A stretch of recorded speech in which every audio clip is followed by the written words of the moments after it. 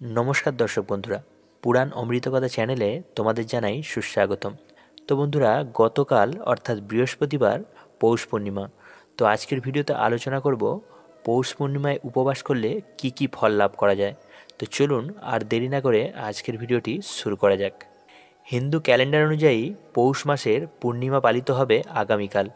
ज्योतिषशास्त्र अनुयायी एई दिनटी अत्यंत विशेष बोले मने करा हय। এই দিনে বিশেষ আচার রীতি মেনে দেবী ধনলক্ষ্মীর আরাধনা করলে ভক্তের জীবনে সুখ সমৃদ্ধি ও সম্পদ লাভ করেন। দেবী লক্ষ্মীর আশীর্বাদও সারা বছর বর্ষণ হয়ে থাকে। জ্যোতিষশাস্ত্র মতে পৌষ পূর্ণিমার গুরুত্ব এতটাই বেশি যে একে মোক্ষদায়িনী পূর্ণিমাও বলা হয়।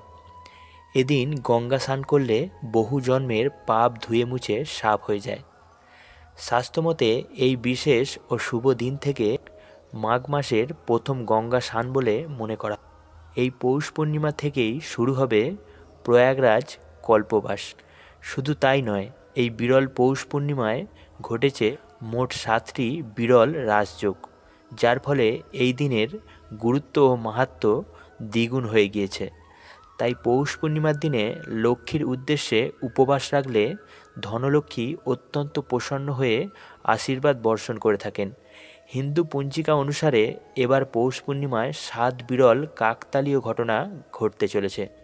এই দিনে গুরুপুষ্য যোগ, সর্বার্থ সিদ্ধি, অমৃত সিদ্ধি, প্রীতি যোগ, রবি যোগ, ত্রিগ্রহী যোগ গঠিত হচ্ছে। শুধু তাই নয়, ওই দিন আবার লক্ষ্মীবারও পড়েছে। এছাড়া গুরুপুষ্য যোগ জ্যোতিষশাস্ত্রে অত্যন্ত শুভ বলে মনে করা হয়। এই শুভ রাজযোগে দেবী লক্ষ্মীর আরাধনা করলে সংসারে আসে সোনা, রৌপ্য, জহরত, পাশাপাশি জমি, গাড়ি, সম্পত্তি ইত্যাদি ক্রয় করলে সমৃদ্ধি বৃদ্ধি পায়। গৃহে দেবী লক্ষ্মীর অধিবাস হয়। তো বন্ধুরা, পৌষ পূর্ণিমায় গুরুপুষ্য যোগ পড়েছে 25শে জানুয়ারি 2024 সকাল 8টা 16 মিনিট থেকে 26শে জানুয়ারি সকাল 7টা 12 মিনিট পর্যন্ত। তো বন্ধুরা, আশা করি আজকের ভিডিওটির মাধ্যমে পৌষ পূর্ণিমা সম্পর্কে জানতে পারলেন। তো ভিডিওটি ভালো লাগলে ভিডিওতে একটি লাইক দিয়ে আমাদের চ্যানেলটিকে সাবস্ক্রাইব করে পাশে থাকুন আরও এরকম নিত্য নতুন ভিডিও পেতে।